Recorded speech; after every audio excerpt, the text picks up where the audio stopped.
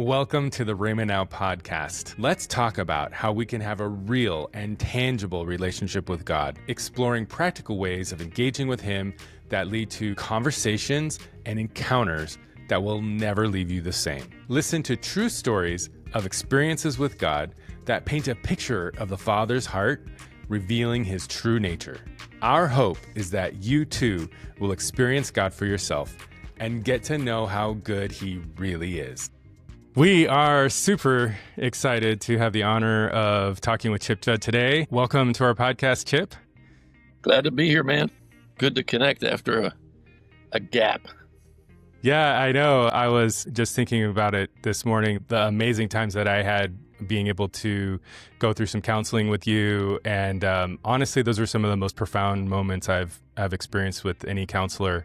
So I believe that you are one of the most loving and humble and compassionate people I've ever met. Wow. Yeah. Now, those compliments I like. Yeah, and for reals. Super excited to have you on our show. As we get started, I thought it would be a good idea to just have you share a brief background about yourself and just kind of kick off with that. Okay.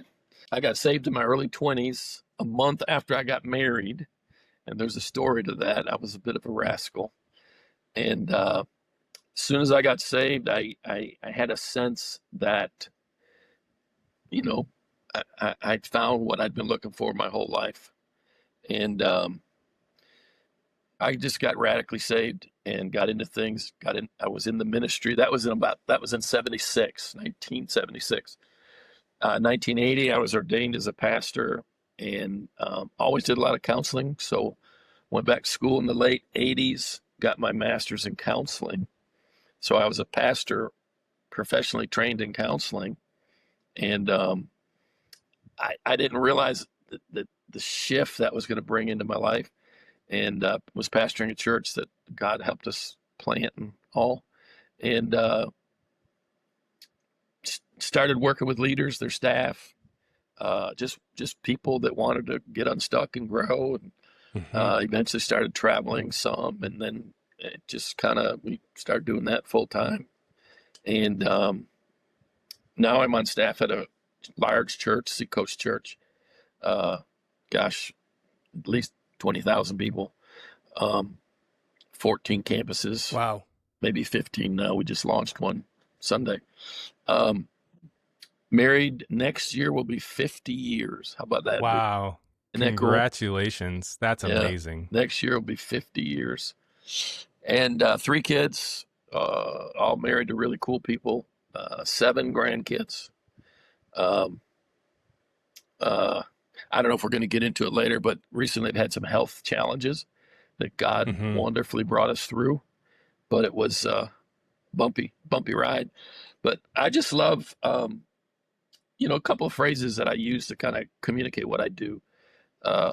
Like a question: why are real freedom and lasting change so rare? In other words, this side of Calvary, the blood of Jesus, the Holy Spirit, the Word of God, fivefold ministry, all the stuff, all the resources that are available to us. Why are Christians who experience real freedom and lasting change so rare? And you could say that's kind of been the quest of my whole ministry, my whole life, is answering that question and applying what I'm learning to try to help people experience real freedom and lasting change. And so that's what I love what I get to do, man. People are wonderful, interesting, fascinating, frustrating. Oh, so good. But I never met a one that Jesus didn't love. He loves them all. Yeah. Well, and I remember just hearing your heart about people, and just, I love that you have that incredible, deep love and compassion for everyone. And that's so valuable. And I really, really appreciate you for that. When it really went to another level, Scripture, Jesus, what's the greatest commandment? They come to him in Matthew 22, what's the greatest commandment, right? And I think of Mm-hmm. it like this, Nathaniel, like, what's the biggest issue on the heart of God? And without hesitation, I would suspect Jesus says love, right? Love Mm-hmm. God with all your heart, soul, mind, and strength. And then Mm-hmm. without breaking, he says, love your neighbor as yourself. And Hmm. I love that phrasing. Love your neighbor. We'll just use you and me. Love Nathaniel the same way you've learned to love yourself. Now here's the Mm-hmm. problem. What if I haven't learned to love myself? I'm Yeah. going to love you the same way I've learned to love me. Right. And I used to, when I'm preaching on this, I'll say, Houston, we got a problem here. And what I was saying is when that whole loving people just shifted to a whole other gear, level, whatever, is when I learned to receive and rest in the Father's love. And in the Mm-hmm. process, learn to love myself. Mm-hmm. It just made, I believe loving yourself is the hardest person you ever have to learn to love. If you can learn to Wow. love yourself the way Jesus loves you, God loves you, everybody else is easy. They're just easy. Wow. Yeah. Learning to love yourself is one of the hardest things you'll ever do. But once you do it, oh my goodness, life gets sweet. Wow.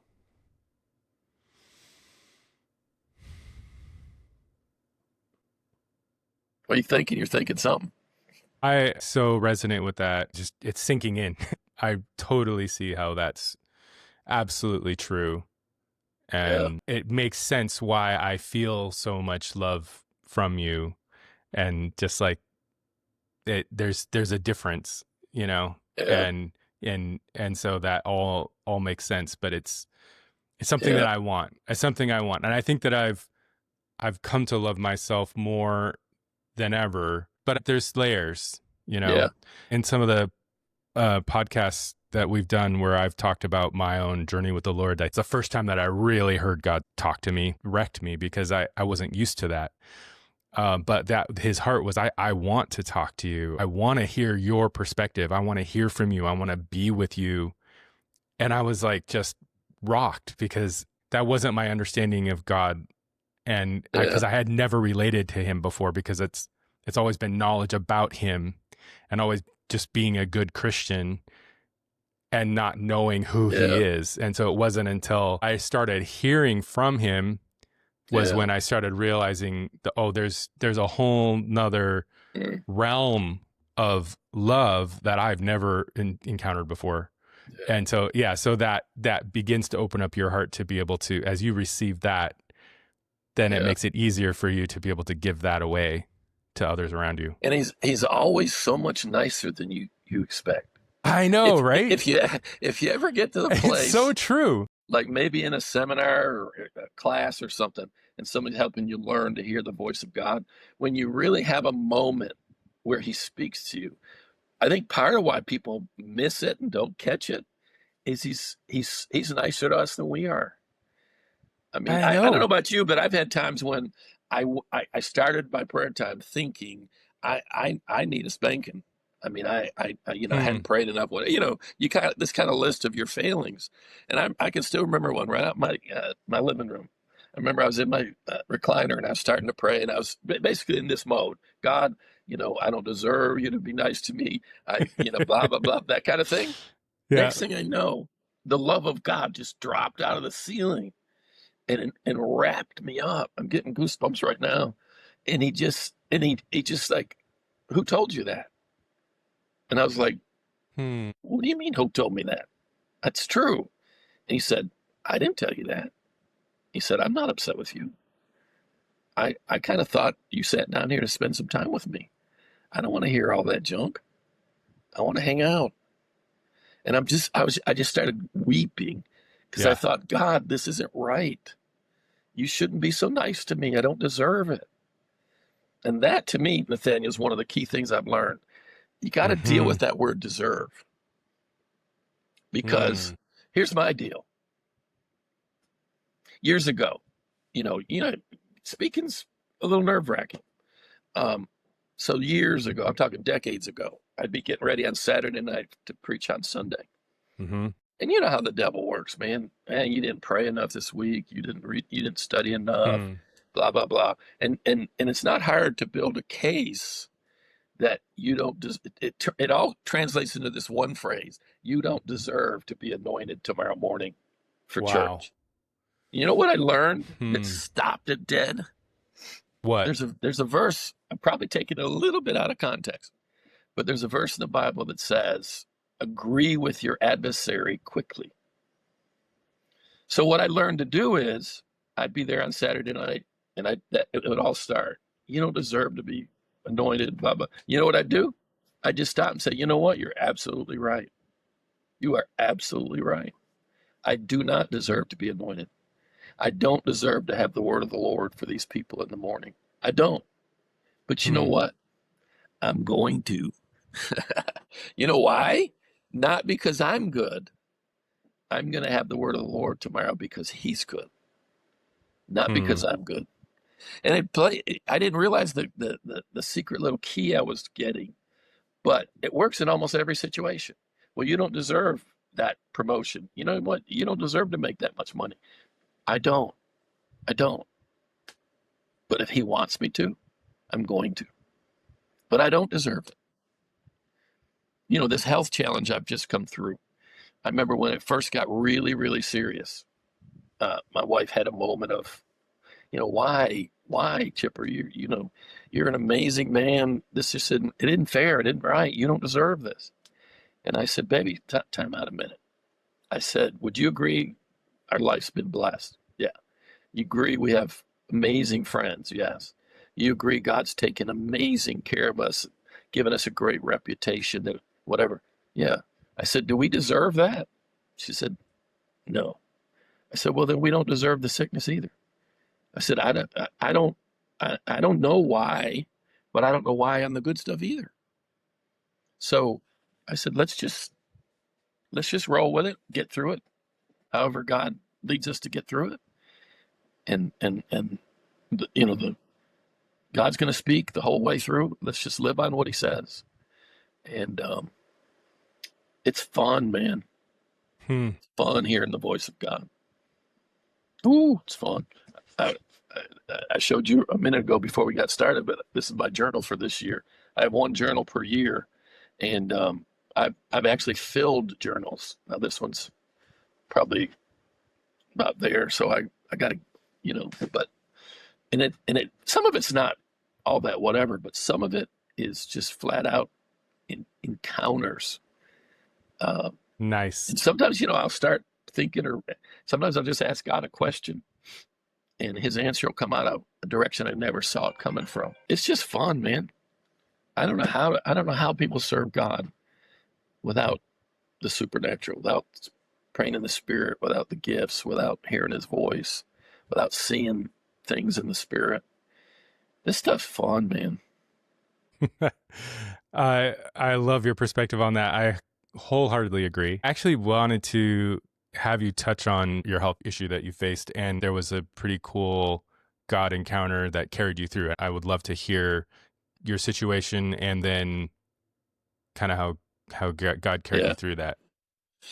Yeah.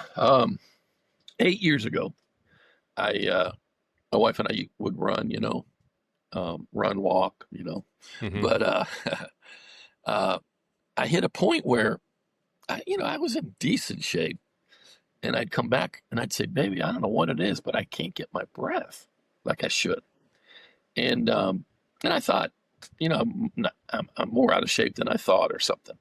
Well, a month or two goes by, and I come back and I say, baby, that's not getting any better.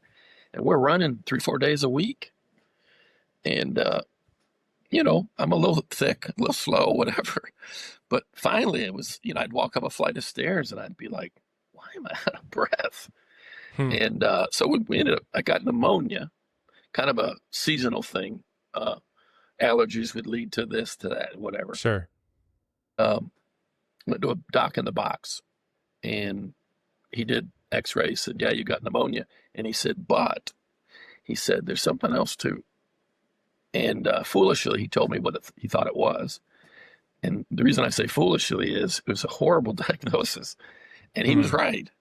But shouldn't do that after just one x-ray. Interesting. and I couldn't get to a specialist for 6 weeks. So it was pretty bad. He basically told me I was going to die. And I told my kids, I mean, Nathaniel, it was horrible. Wow. It was horrible, man. So I get to the specialist, and he told me that you may very well have that. We don't know. It's too early to say. And it is a progressive, uncurable. It's treatable, but all we can do is slow it down. We can't cure it. And he didn't even mention lung transplant at the time. Bottom line is that was 8 years ago.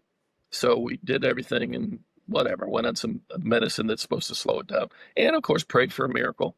We believe God said what he meant what he said. By his stripes we're healed. He sent his word and healed them. I mean, he healed every kind of sickness and disease. So we were standing on that. Now, the interesting thing is, you got Logos and Rhema. Logos, the written word, Rhema, the spoken word. And we have been honored and privileged to have been taught how to hear God's voice 40 years ago. And journaling was a large part of that. And so, we were locked in. In fact, after we got to the specialist and left that first appointment, and he basically told us it's very possible you have that disease. And we were driving to see my wife's mother, and we got in the car, and of course we started praying.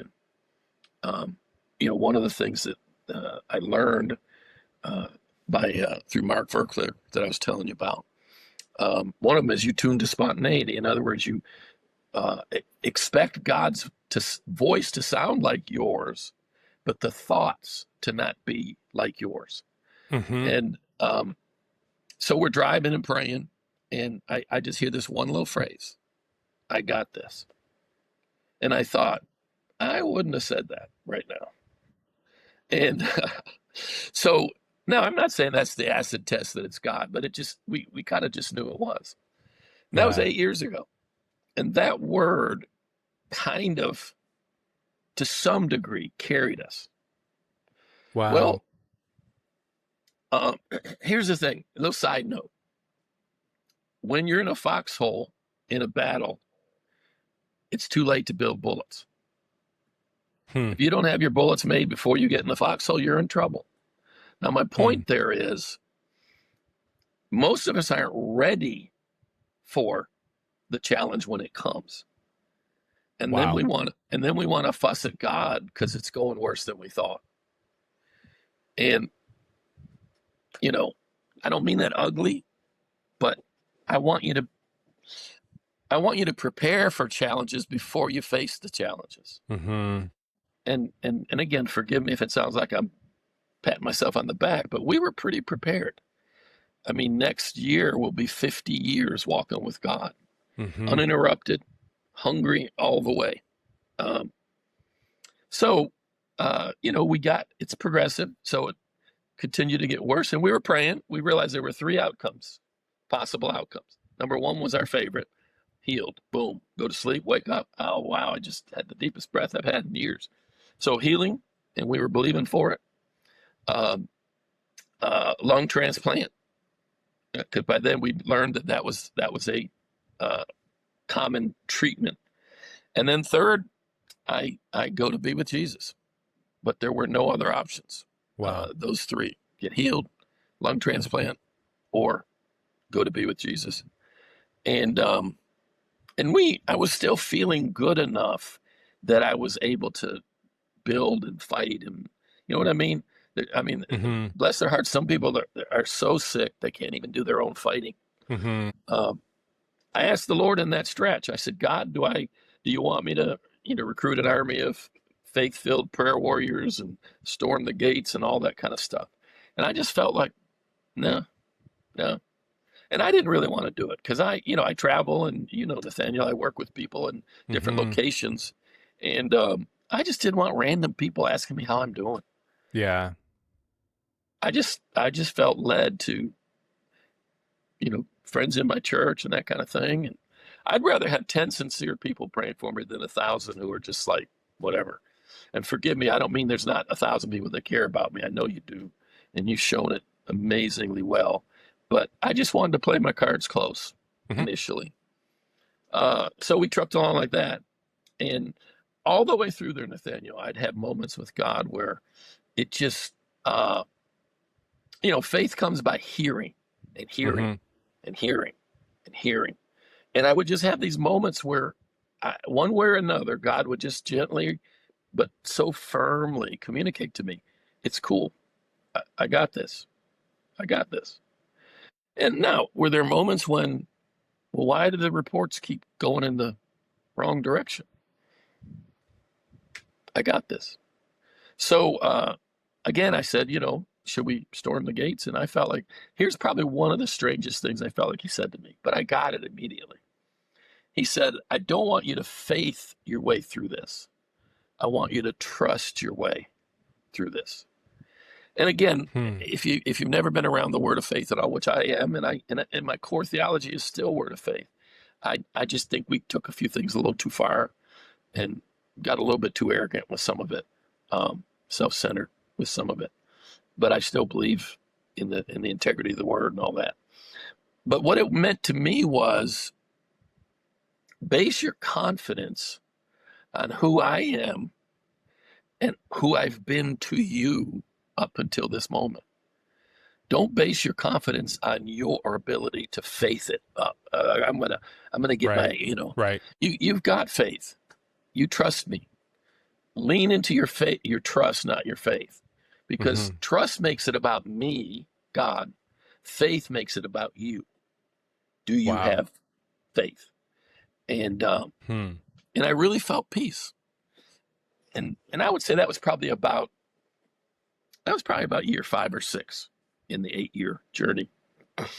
So somewhere in there, Nathaniel, what I started to notice was I was living in, the only words I could come up with were, I was living in this state of effortless peace. Like effortless peace. Like I'd have friends that, how you doing, kind of blah, blah, blah. And I'd share, and they'd say, dude, why are you so peaceful? Why aren't you more stirred up? And I said, I just know I'm going to be okay. I don't know which of the 3 doors, but I know I'm going to be okay. And I don't think it's going to be door number 3. I just don't. I don't think I'm finished here. And, to be honest, things still kept on this gentle decline until last summer, 2024, last spring, they asked me to go on an experimental drug.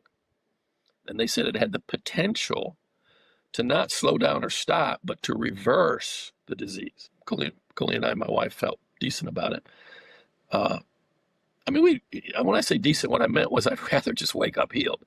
But so we did. And I'll be honest with you, it was horrible.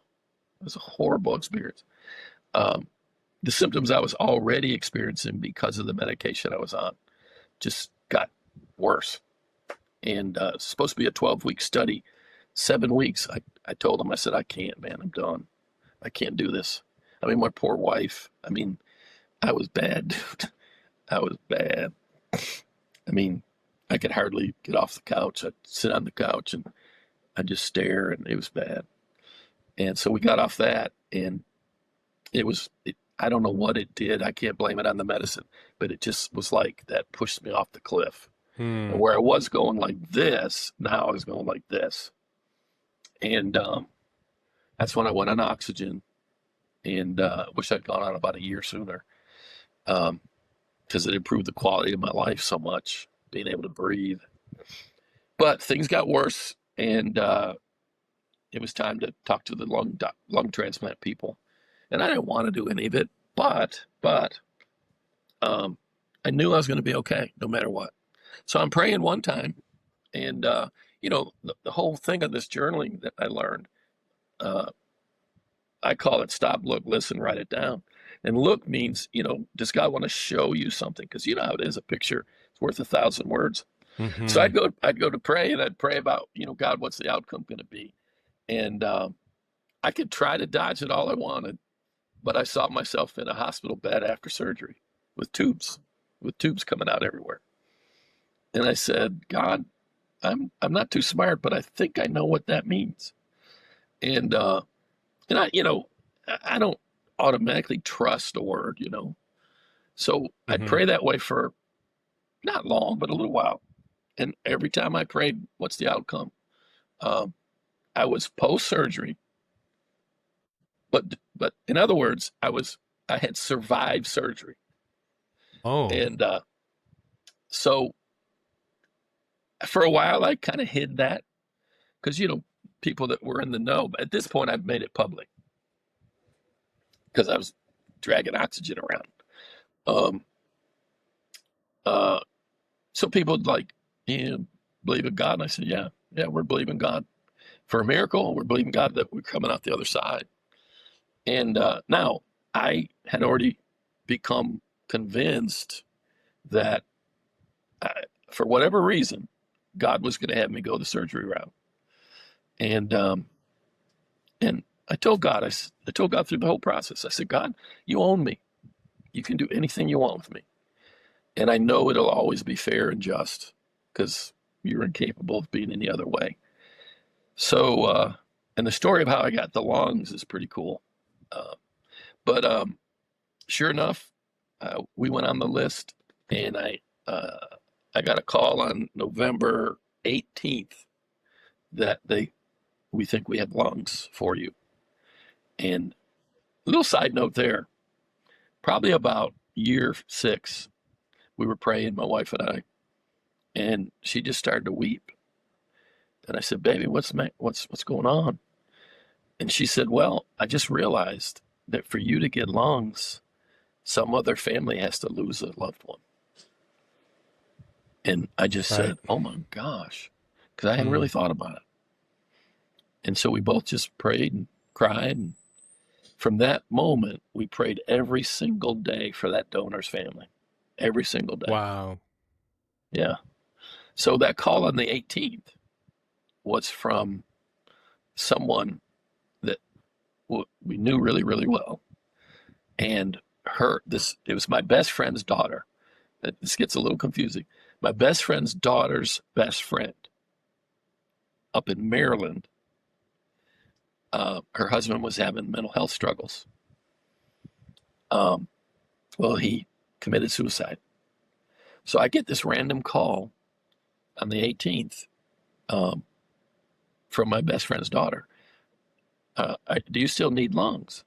And I said, desperately, yeah. And she said, well, something to the effect of there may be something in the works. Now, remember, that's the 18th. And then I get a call from an organ donating organization. And she says, this Miss Judd, blah, blah, blah. We think we might have lungs for you. And I'm still thinking, these people don't know what they're talking about. You can't just like, my husband committed suicide and we're going to give you his lung. I mean, they got a match. I mean, it's Yeah. a complicated process. Yeah. So I'm like, yeah, whatever. And she said, okay, well, can you give me some information so we can connect with your hospital and make some arrangements? And I'm like, yeah, whatever.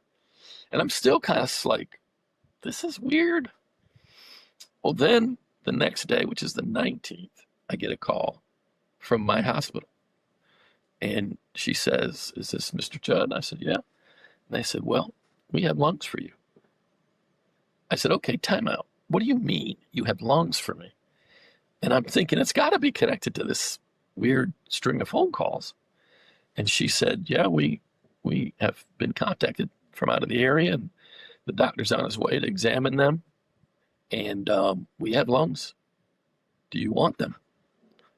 And I said, of course, my wife and I are celebrating a little bit. Now, me, not as much, because I'm not an idiot. I knew I'm about to go to the hospital. They're about to bust my chest wide open.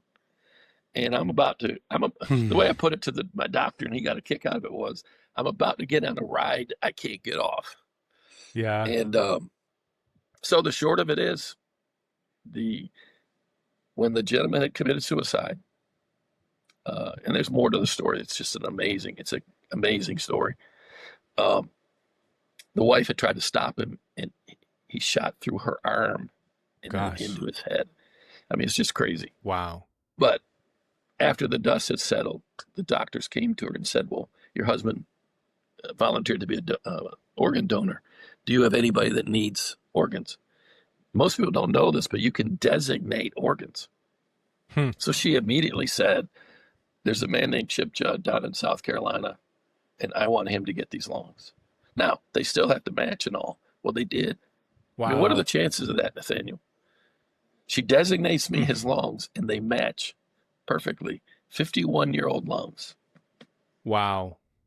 And so on the 20th, remember, I got the call on the 18th. On the 20th, they were rolling me into the surgery. And I think it was 6-8 hours. And they, take my lungs out, put his in. And no, I'm not going to lie. That first month was rough. It was rough. I can't imagine. But can you imagine waking up after 8 years and taking a breath?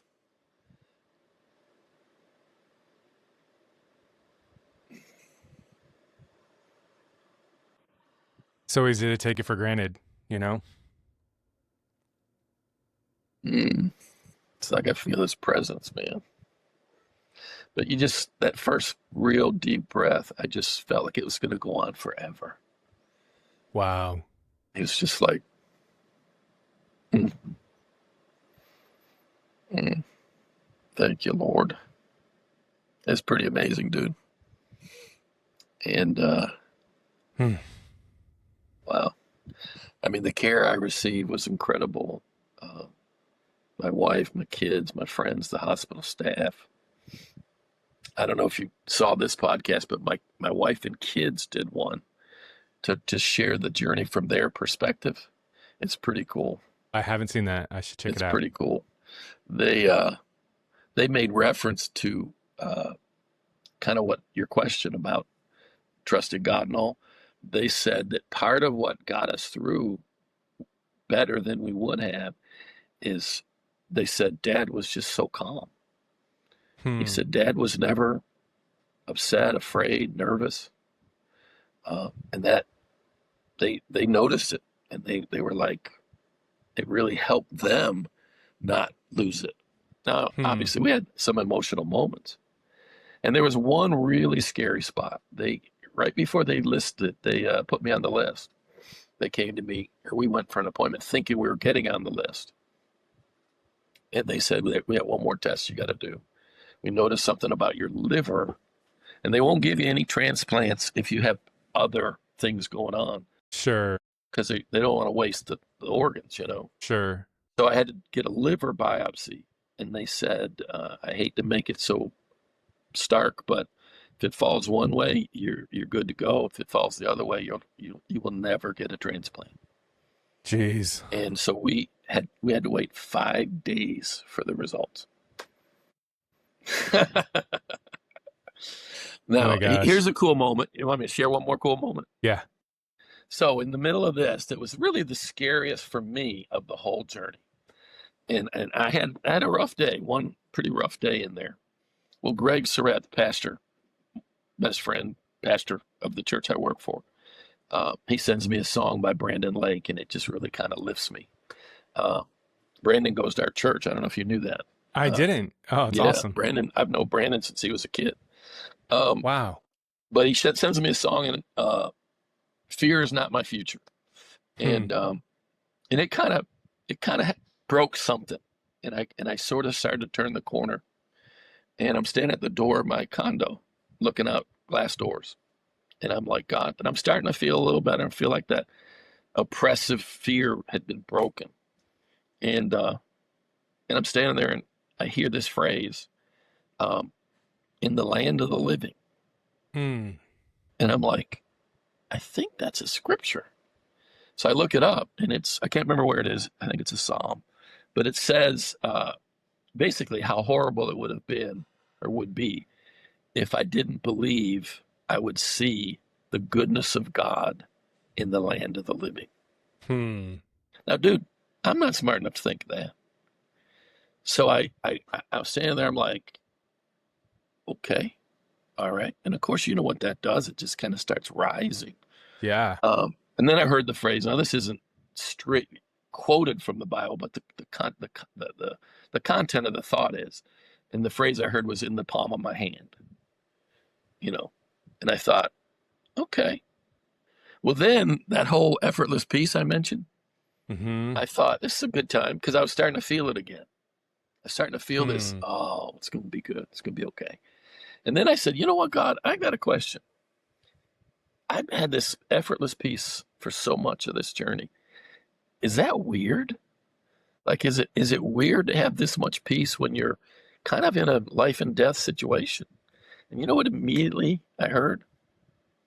Jesus was asleep in the back of the boat during a storm. Yeah. And I was like, I wouldn't have thought of that in a million years. And he said, you had peace in the middle of the storm. What's so unusual about that? You've been trusting me. And dude, I was back to like, rah, done, rooted, peace, and just rocked it from there on. Wow. It was a journey, man. So cool. And then you just think Wow. about the implications. Like, I mean, I got a, I don't know, second chapter, second Yeah. shot, pretty interesting. It's a lot to process. Crazy story, isn't it? Well, it just is so congruent to just everything that God has been walking us through. And the key verse that God gave us for like this whole listening prayer concept was Isaiah 55. And Yeah. Isaiah 55 says in verse 3, it's like, come to me with your ears wide open, listen, and you will find life. And then at the end of that chapter, and then at the end of that chapter, it says, he talks about how when he sends forth his word, it always accomplishes its purpose. And it kind of wraps up saying, and then you will live in joy and peace. Mm. And it will glorify God. All these events will glorify God. And so I'm summarizing greatly, but that just reminds me of like this, when you come to the Lord and you listen to him, like that's when you can live in joy and peace. Right. And I think, yeah. Gosh, there's some scriptures that say the same thing, but kind of from the warning side. Okay. And it's just, I don't, maybe you take a stab at it. I don't understand why well, I mean, I know the devil and all that, but why have we let these tools, these resources, these joyful things that God's made available to us, like being able to come into his presence, see things, hear things, encounter things, keep journals. I mean, get to know God, man. And yet the church, I mean, I don't know how you make a personal, intimate relationship with a living God boring. Yeah. But who says the impossible's impossible? We've done something impossible. We've made a relationship with a living God boring. How do you do that? Oh man. Yeah, that's a good question. Well, my first comment is, I think when we get in the way, I think when we make it too much about us or our knowledge or whatever, I think when people get in the way, it's just like, can everybody just get out of the way and let's all individually, personally interact with God, and then we'll get our own true taste of who he is and not have all the distortions. The second thing that I'm going through even right now, real time, is I have like, as we talk about this and you're telling how like I would say, I think every time I've ever actually heard from God, it literally blows my mind. Like I cannot compute how good and gentle and compassionate he is towards me. Like you said, way kinder than I would ever be to myself. Right. And so like that, it literally like overwhelms my emotions, can't process how good he is. With my history with God, I know, and I know I'm beginning to realize how incredibly good he really is and good towards me. But I do I do also realize that we always have a choice of are we going to actually trust in his goodness and in his character, or are we going to hold on to things that make us feel secure? And and Right. for me, as you even know, I've struggled with fear and struggled with like jumping to worst case scenarios and worrying about stuff. Yeah. And and every time that I talk to God about it, he eliminates that and brings like that peace that makes no sense. And it has nothing to do with circumstances, but it fills me from the inside. Right. It's just unrelenting peace. And yet, you know, I still have a choice of entering into his peace. And I even had a situation recently where a pretty scary thing, you know, kind of came, and I started freaking out about it. I went to the Lord because I built that practice, and he was like, "You're going to have to trust me on this one, but will you trust me?" And I Yeah. literally had a choice, and I chose to let that emotional turmoil continue.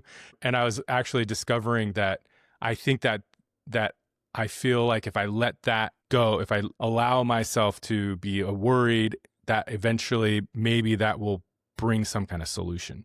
Right. It's almost like a weird, like, I can fix this if Yeah. I let this thing run its course. And this is like one of the a real aha moments for me, even just for super recently, is just I could have chosen to be like, "Yep, God, I trust you," and didn't have to spend that weekend under that Yeah. heaviness. Right. So I don't know. That's just something that I think that obviously that decision gets easier and easier as you experience God's goodness for yourself, and I have every reason to completely trust him. But yet there's those habits that we also need to address, and there's always a choice. And I think that it's also like it's an ongoing relationship. I think that's the other thing that's kind of becoming more and more front and center for us, is it's not just a here one time and now you're off on your own again. It's like, no, it's this, Gosh. Yeah. it's the Yeah. partnership. It's the continually communing with him Yeah. as you go along, and you will continue to have joy and you will continue to have peace. Yeah. And the minute that you kind of step off that path, you can bump right back into doing Yeah. things in your own strength and coming under the heaviness and the lies of the enemy Yeah. and all that garbage, you know?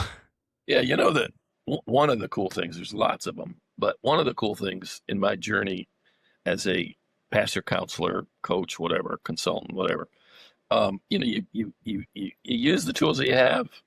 You realize all of them have some limitations. So you know, you read, you study, you pray, and God gives you some more tools and some more. And probably in the last, I don't know, 10, 15 years, the thing that I've studied and pondered and found very helpful is studying the brain itself. Mm-hmm. And like what you're talking about, it would fall somewhere near the whole idea of habits, you know? Mm-hmm. And the brain's designed in a way to conserve energy. Well, one of the ways the brain conserves energy is turning repetitive behavior into a script and then putting that script in a part of the brain that is kind of not under your direct control. In other words, when you put a script in there, in this part of your brain, once the trigger hits, the script goes. So, like I would ponder for years, you know, why are real freedom and lasting change so hard? Why don't we see more Christians really changing? And it would lead me to study this and this and this. And this brain stuff has really helped because, like fear patterns and stuff like that, they weren't developed last year. Right. They were developed when you're 0, 1, 2, 3, 5, 7. Yep. And here's the thing, it makes it hard to change them. Mm-hmm. Because, like you said a minute ago, you have to choose to enter into his peace. If your habits are aimed in a certain way and packaged in a certain way and rehearsed long enough, you could literally say temporarily, now it's not permanent, but in some moments you don't have a choice. Because when an event hits your life, your habit script takes off. You didn't choose to react that way. Now, what you can do is catch it, recognize it as a script, a habit script, and then say, okay, number one, let's not beat ourselves up about it. Number two, let's find out what the trigger was. I believe all troubling cycles are built around a need, and most troubling behavior is meeting a right need the wrong way. So you say, okay, what was my need? Whatever the problem was, I needed a sense of security. I needed whatever. All right, my default is to get all stirred up and come up with solutions. Well, not working so good. So you look at it and you say, okay, where did I put God when I was doing all that? And there's ways, but I guess what I'm really trying to say is there is a legitimate moment when you kind of don't have a choice until you practice breaking the connection between the trigger and the response. Okay. And it's harder than we make it look.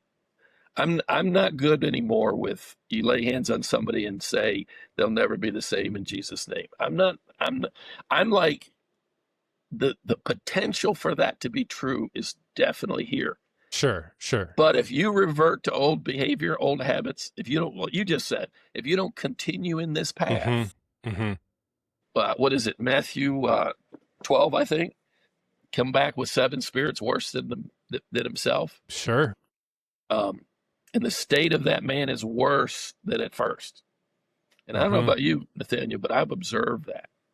I've observed people that get some kind of a breakthrough, deliverance or whatever, but they don't do anything with it. And you meet them a year later and they're worse. Yeah. I don't put that on.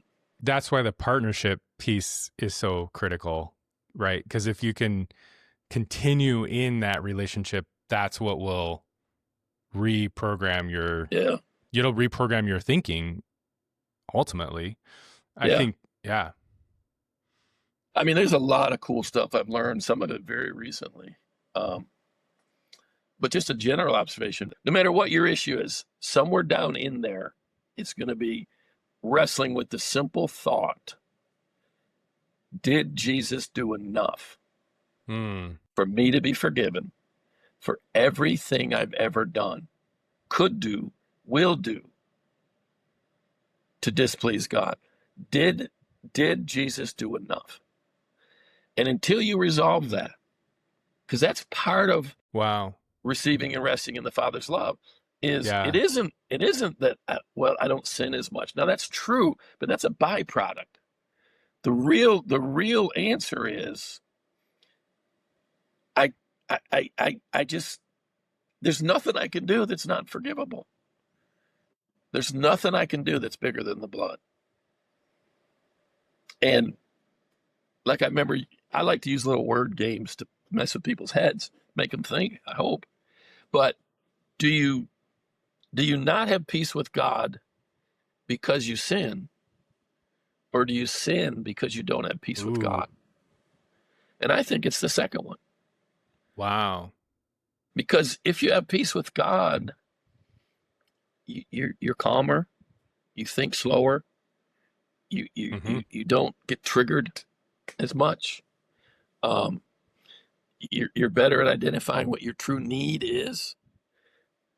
You know the dumb example. You ever gone to a grocery store hungry, and you buy all kinds of stupid stuff, right? Yep. Well, that's like going out into the world not knowing how to get your needs met in healthy ways. Yeah. Because the world's going to give you plenty of options to meet your needs. Yeah. Or pretend to meet your need. And 100%. if you don't learn to identify your needs properly, like anytime you're caught in a cycle, an unhealthy cycle, it's meeting a right need the wrong way. Right. So the answer is not to fight the spin out. The answer is to say, okay, God, what need is driving this cycle? Like porn and misbehaving sexually back in my early days. You got a sex problem. Well, as I fought the sex problem, it didn't get much better. Mm-hmm. But eventually God showed me what we're talking about. And what I realized was I had an intimacy problem. Mm. Now, some would say, well, isn't that what sex is? See, that's the problem. No, intimacy is a celebration. I mean, sex is a celebration of intimacy. Mm-hmm. And sex can build intimacy within a marriage, but it's not, you can have plenty of sex without any intimacy. Sure. And so what God showed me was, because of the family I grew up in and the way we just don't do emotion very well, we don't express it well, we don't own it well. I was starved for real deep connection. Didn't know how to get it. So I settled for sex. And so my whole young life was revolved around sex and porn and whatever. And even after I became a Christian, I still had to fight it so hard until God helped me see, dude, you don't have a sex problem. You have an intimacy problem. Well, by this point, I was learning how to receive his love. My wife's amazing. And what happened is when I started to recognize the real need was intimacy, and I need to get it met in healthy ways, God, wife, etc. My problem with my sexuality went. Sure. Because I was in the grocery store now, but I wasn't hungry. Right. Not because, oh, you're getting more sex. No, I had learned how to meet the real need that was driving my sexual hunger. And it was a need to make a deep connection. Wow. Yeah, that's good. It works with lots of stuff. Fear, it works with fear to some degree, a lot of degree. You know, why does the Bible say perfect love casts out fear? Well, it's cute and it preaches good, just face value. But when you really get into the intricate workings of it, it's even more exciting. Yeah. Because what love does is perfect love, which there's only one source for that. It anchors you to the all-sufficient one. In other words, there's no need God can't meet. So it short circuits. Because what is fear? Fear is the concern that something I want to happen not going to happen. Something I don't want to happen is going to happen. Some need I have is not going to be met. Well, God can get down there and help you understand why you have that fear. And it's probably back, depending on how old you are, 20, 30, 40 years ago. Right. And it's so fun to watch people make those connections and little bursts of light and freedom, and then a little more and a little more. Ooh, Jesus, help us. Yes. And hearing from God that you're passionate about is way, way at the center of that. So important. Yeah, absolute epicenter of that. Yeah. Yeah. I can't remember if it's when we were just having a conversation before this or not, but if you ask me, what's your toolbox for your spiritual journey?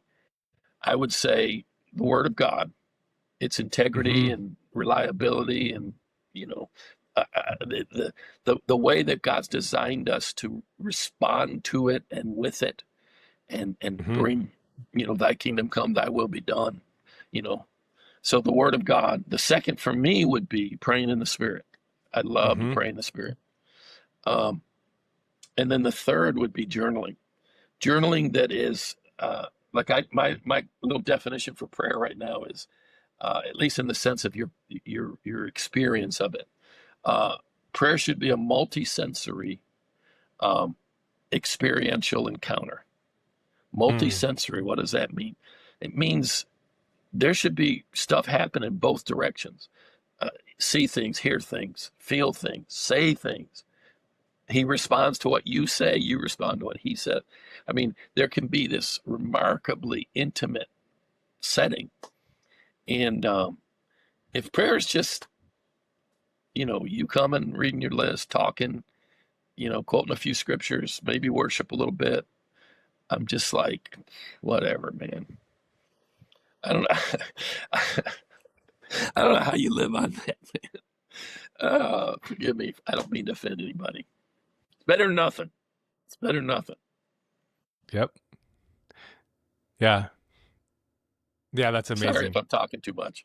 No, that's amazing, and I could not agree more. And it's like I'm, you know, that that is exactly the the essence of what we literally talked about on our last podcast Yeah, with my wife, and we were talking about the same thing. And it's I think that there's so much the invitation, the heart of God is to interact with us and encounter us, yeah, and it's it's unfortunate if you don't choose to accept that invitation.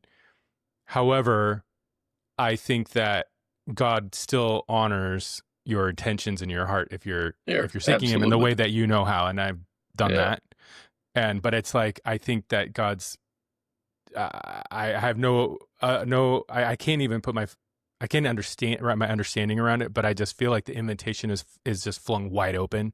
I feel like that's intensified, and I think more people are beginning to understand it. I feel like there's better language, like what the way you just described that is like I I haven't even had a lot of interaction with you in the last couple of years, and I'm like that's exact. I mean, like for word is what I have come to believe and understand how it can be. yeah, And so like that's phenomenal. And I yeah, think that even people like John Eldridge, he's coming out saying like, this regular encounters with God should be the normal Christian yeah, experience.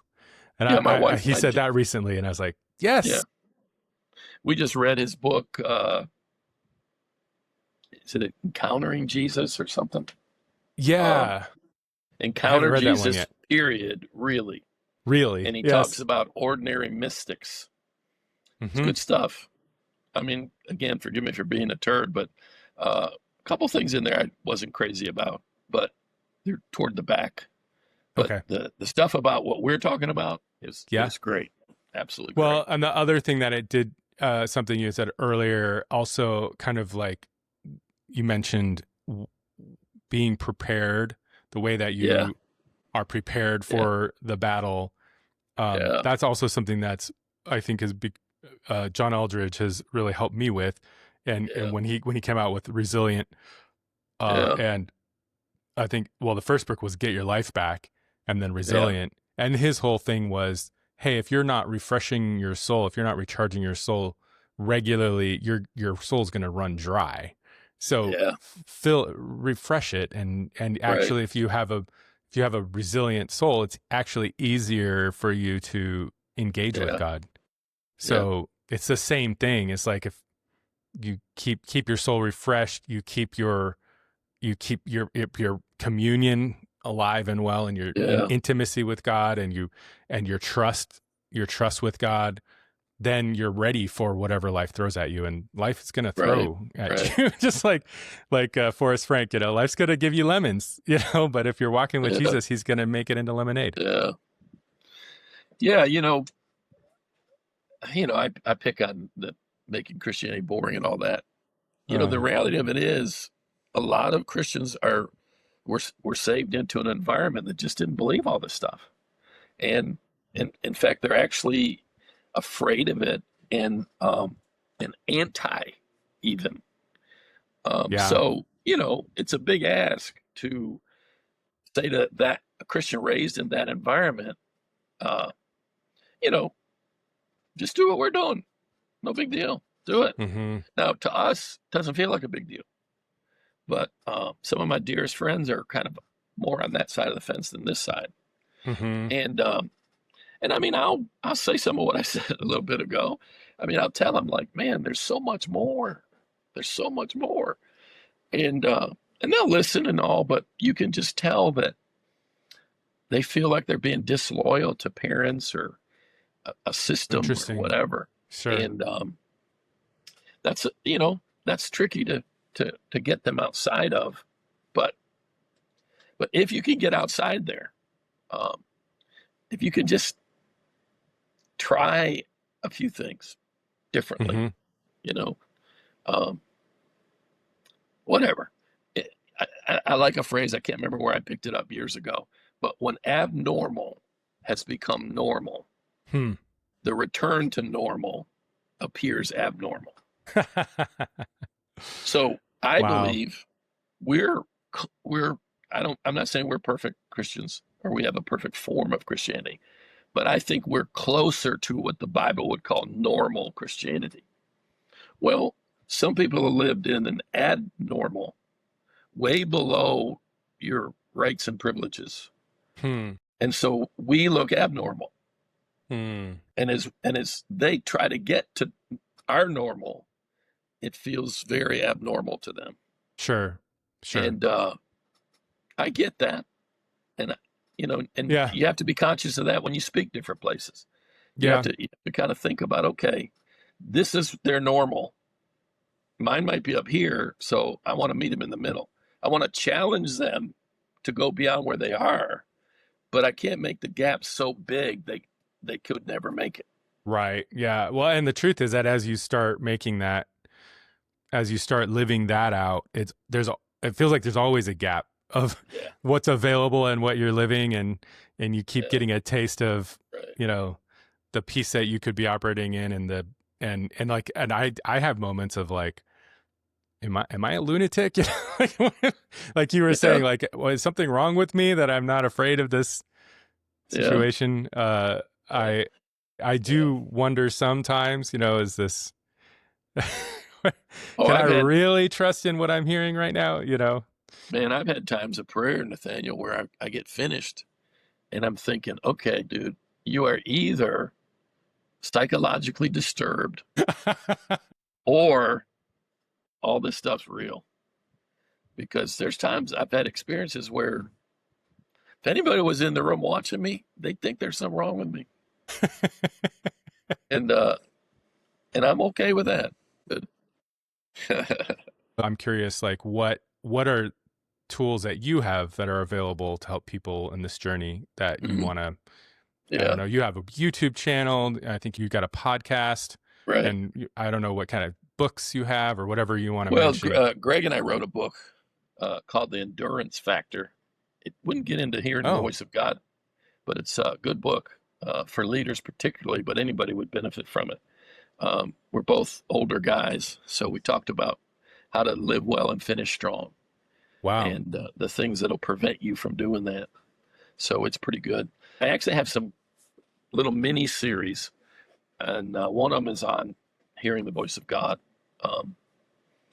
And like I said, I don't think it's on there yet, but it will be within the next couple of months probably. We're working to be more intentional and topically specific with what we're doing. You mean like on YouTube, on your YouTube channel? Yeah, YouTube. But we'll be dropping one of those every Tuesday. Short, 3 to 5 minutes. And then each month I'll do at least one longer teaching, probably in that same area for that month. Okay. And one of the months will be on this stuff here in the voice of God, that kind of thing. Awesome. Yeah, well, I'll put a link in the description to your YouTube channel and highly recommend it. I'm on Facebook. I'm on Instagram. I think it's at the Chip Judd. I think somebody messed up my Chip Judd one. Well, awesome, Chip. This has been amazing. I'm just so grateful for being able to have this conversation with you. And well, who was it? Was it Arnold Schwarzenegger or who that said, "I'm back"? I'll be back. Well, I'm back. Awesome. By the grace of God, man. Let's do this again sometime. Okay, you got it. All right, bless you. Later, dude.